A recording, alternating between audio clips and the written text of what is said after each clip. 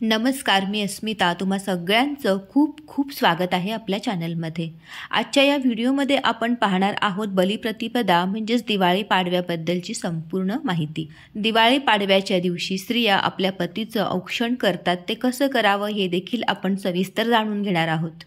बलिप्रतिपदेपासून कार्तिक महिन्याला सुरुवात होते. तर या महिन्यामध्ये कुठल्या सेवा कराव्यात ज्यामुळे भगवान श्रीहरी आपल्यावर प्रसन्न होतील ते देखील आपण बघणार आहोत.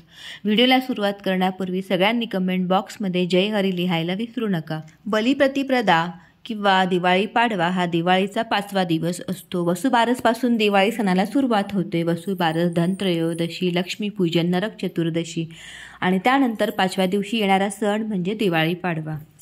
या दिवशी विष्णूने वामन बटूचे रूप घेऊन अनाठायी औदार्य दाखवणाऱ्या उदार बळीला कट करून म्हणजे त्याला ठार मारून जमिनीमध्ये गाडले. बळीला पाताळाचे राज्य देऊन विष्णूने त्याच्या राज्याच्या द्वापाराचे काम स्वीकारले. या दिवशी बळीराजाचे रांगोळीने चित्र काढून त्याची पूजा केली जाते आणि इडापिडा टळो व बळीराजाचे राज्य येवो असंही म्हटलं जातं. 3.5 मुहूर्तातील एक मुहूर्त म्हणून या दिवसाला विशेष महत्त्व आहे. शेतकरी पहाटे स्नान करून डोक्यावर घोंगडी घेऊन एका मडक्यात कणकेचा पेटता दिवा घेऊन शेतामध्ये जाऊन ते मडके शेताच्या बांधावर खड्डा करून पुरतात. काही ठिकाणी बळीची प्रतिमा तयार करून तिची पूजा केली जाते. शेणाचा बळीराजा देखील काढला जातो बऱ्याच ठिकाणी. आर्थिक हिशोबाच्या दृष्टीने व्यापारी हा दिवस नव्या वर्षाची सुरुवात म्हणून करतात. या दिवशी व्यापारी नवीन वही पूजन करतात. वह्यांना हळद, कुंकू, गंध, फूल, अक्षता वाहून त्यांची पूजा करतात. दिवाळी पाडव्याला पतीचे औक्षण करणं अतिशय शुभ मानले जाते. या दिवशी सकाळी लवकर उठून पत्नी आपल्या पतीच्या अंगाला तेल आणि सुगंधित उटणं लावून अभंग्य स्नान घालते आणि त्यानंतर औक्षणाच्या ताटाची तयारी होते. कार्तिक महिन्यात दीपदान करण्याला अतिशय महत्त्व आहे. हे महत्त्व लक्ष्मी मातेने जाणून घेतलं आणि तिने याच दिवशी भगवान विष्णूंना दिव्यांनी ओवाळलं आणि तेव्हापासून या दिवशी प्रत्येक महिला आपल्या पतीला ओवाळत असते त्याच्या दीर्घायुष्यासाठी. औक्षणाच्या ताटात 2 कणकेचे दिवे, 2 मुटके, हळद, कुंकू, अक्षता, 1 रुपयाचं नाणं, सुपारी आणि मिठाई देखील असावी. पतीला बसण्यासाठी पाट मांडावं. पाटाभोवतीची जागा सुशोभित करावी. पतीला पाटावर बसवून त्याच्या उजव्या पायाचा अंगठा एका प्लेटमध्ये घेऊन तो पाण्याने स्वच्छ धुवून पुसावा आणि त्याची हळद, कुंकू लावून पूजा करावी. पतिदेवाच्या कपाळावर कुंकवाचा टिळा लावावा. थोड्याशा अक्षता तिथे लावून थोड्याशा अक्षता डोक्यावर टाकाव्यात. सुपारी आणि नाण्याने डोक्यावरून ओवाळावं. जे मुटके आपण कणकेचे तयार केलेले आहेत त्याला देखील डोक्यावरून अशा पद्धतीने ओवाळावे. त्यानंतर पतीच्या डोक्यावरून औक्षण करावे. जे दिवे आपण बनवून घेतलेले आहेत कणकेचे त्यांनी आणि नंतर मिठाई खाऊ घालावी. पतीने आपल्या पत्नीला ओवाळणीमध्ये काहीतरी भेटवस्तू नक्कीच द्यावी. पती पत्नीच्या नात्यातला प्रेम, जिव्हाळा, आपुलकी जपणारा असा हा सण आहे म्हणून प्रत्येक स्त्रीने या दिवशी आपल्या पतीच्या दीर्घायुष्यासाठी औक्षण नक्कीच करावं. दिवाळी पाडव्यापासून कार्तिक महिन्याला सुरुवात होते. कार्तिक महिना हा भगवान श्रीहरींच्या सेवेसाठी समर्पित आहे.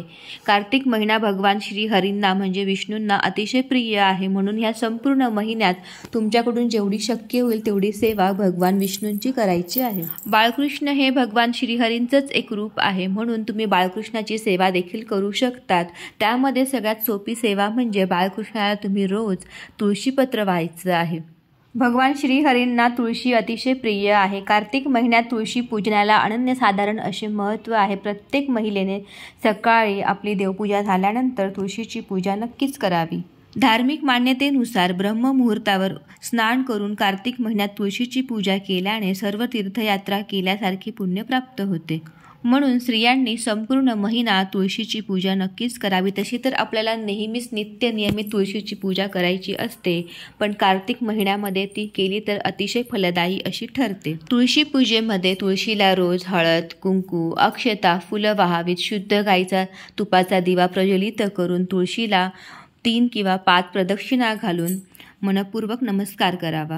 कार्तिक शुद्ध एकादशीला तुलसी विवाह झाल्यानंतर ज्या मुलामुलींचे लग्न व्हायचे बाकी आहेत, म्हणजेच विवाह इच्छुक आहेत, त्यांनी आपलं लग्न जमावं यासाठी भगवान विष्णूंचीच म्हणजे तुम्ही बाळकृष्णाची देखील सेवा करू शकता। त्यासाठी तुम्हाला अतिशय साधी आणि सोपी सेवा मी सांगते। रोज सकाळी उठल्यानंतर स्नान झाल्यानंतर एक तुळशीपत्र तुम्हाला बाळकृष्णाला अर्पण करून त्यांच्याजवळ आपल्या लग्नासाठीची प्रार्थना करायची आहे।